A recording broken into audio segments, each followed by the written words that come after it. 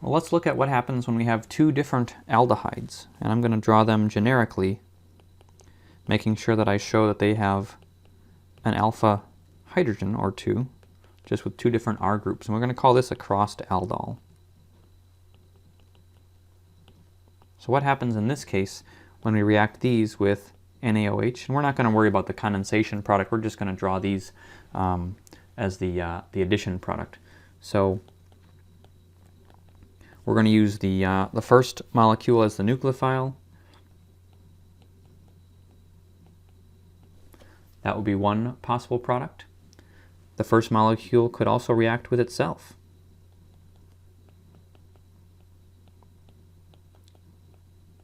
So there's both R groups are the same in this case. The second molecule could be the nucleophile.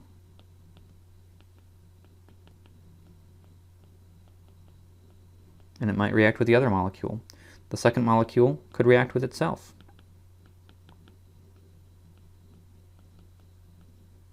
And of course, if we added some heat, we could get some elimination products, we could get some condensation products. But you see the problem here, right? We're going to get 4 different products.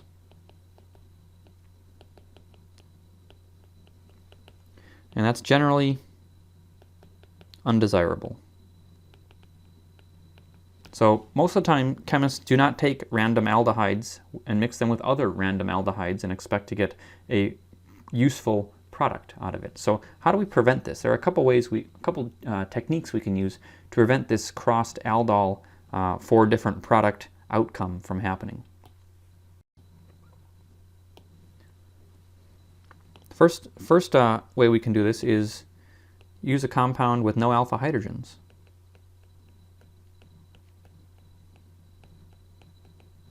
That can at least cut down on some of our outcomes. So let's look at this possible aldehyde with a T-butyl group on one side, aldehyde on the other, and we'll react that with acetone. Acetone is obviously going to be the nucleophile, so we'd form the beta alcohol right there, T-butyl group on the other side. There are no alpha hydrogens here. And the aldehyde is a better electrophile than the ketone. So we don't have too much concern about the ketone reacting with itself to make a homo aldol product. So basically we have the nucleophile is really only going to react with this electrophile, giving us just one outcome. You could also use benzaldehyde or other forms of aromatic aldehydes. We saw one in lab, I think last semester. We're going to see it again this semester, vanillin. So any of these would be great electrophiles for use in an aldol condensation. Another option would be to use a strong base to irreversibly produce the enolate, then react it with the electrophile. So what if we did this? LDA, lithium diisopropyl amide. Remember, that's the really strong base.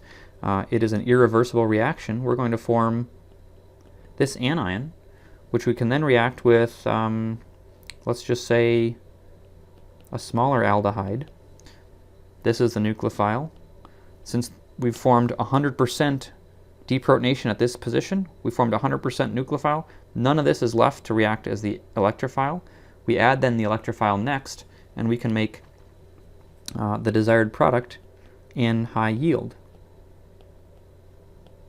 Right, so that's what be the desired product. We're making this bond right here between this nucleophilic carbon and the aldehyde carbon.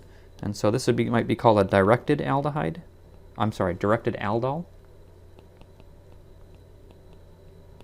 And this product gets produced in good to high yield instead of, like you saw on the previous slide, the crossed aldol, where we had 4 potential products that were probably produced in very equal yields. All right, before we end, let's get a little bit of practice with some predict the products, or in this case, I think we're going to produce something via the aldol. So let's look at this product. I want a phenyl ring there, not an R. So the goal might be predict this or produce this product via the aldol reaction. And I'll give you another one to work on. You can pause the video, think about it for a few minutes, then come back. So produce these via the aldol reaction, via a condensation or an addition. If we examine the first structure, we have a beta alcohol next to our carbonyl. And so that's your clue as to where the bond is that's going to be formed in the aldol. It's always going to be this bond right next to the beta alcohol on the alpha carbon of the carbonyl. So this bond is formed.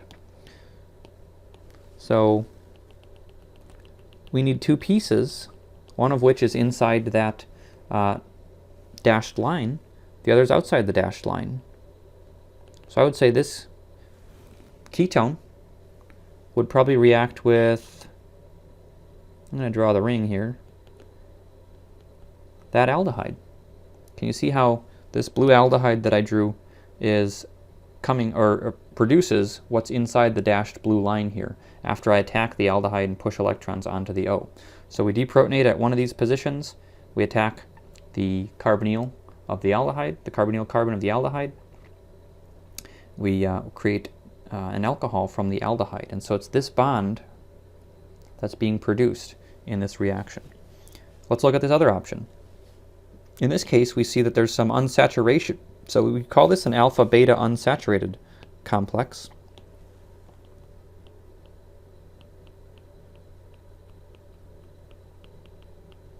In this case, it's a ketone. And what we can do here is simply cleave that double bond.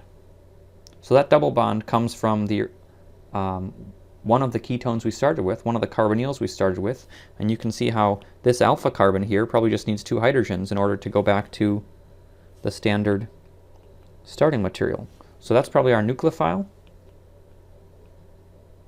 and that's going to be our electrophile in this reaction.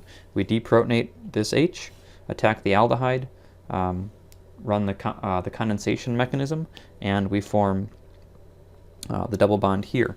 Another way to look at this is to recognize that this alpha position actually lost two hydrogens. So if I were to sort of grab these two, grab this one, right? You redraw the carbonyl without those hydrogens. You can't tell that they're missing, but redraw the aldehyde without the oxygen. You can see how it would be easy to replace those two hydrogens with a double bond to what used to be the carbonyl carbon. So that's how we might deconstruct both the aldol addition products and the aldol condensation products. One last thing I want to show you is an intramolecular aldol.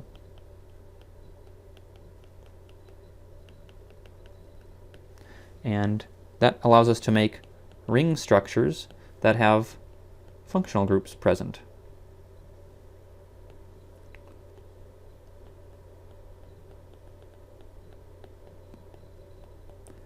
So functional groups on the ring. So let's look at this example.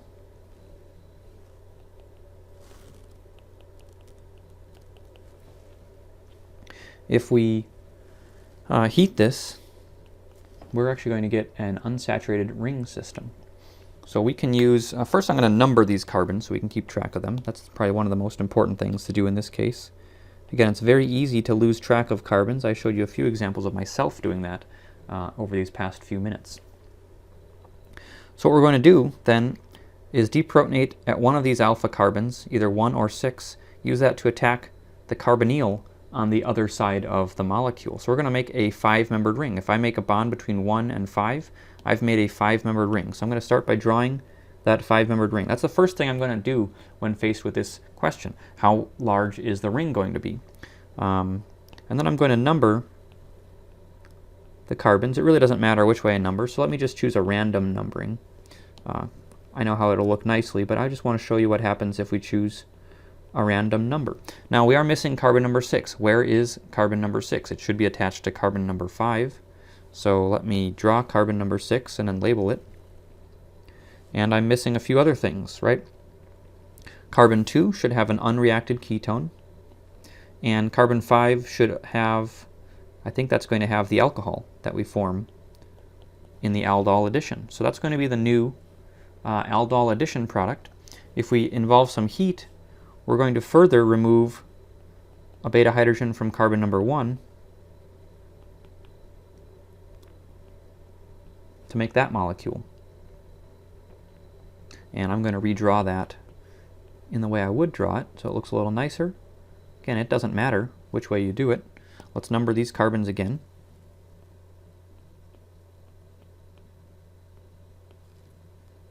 And this one would be 2, that would be 1. So you can keep track of those. So you'll notice that we made a bond between 1 and 5, and we can predict, we could have predicted that earlier because we know 5 had decarbonyl. The carbonyl carbon is one of the ones that participates in the newly formed alkene, along with whatever alpha carbon we're using to deprotonate. And you can see that we couldn't have used 3 or 4 to attack the other ketone because that would have made a 3-membered ring if I tried to use 3 as the nucleophile, so that's just not going to work.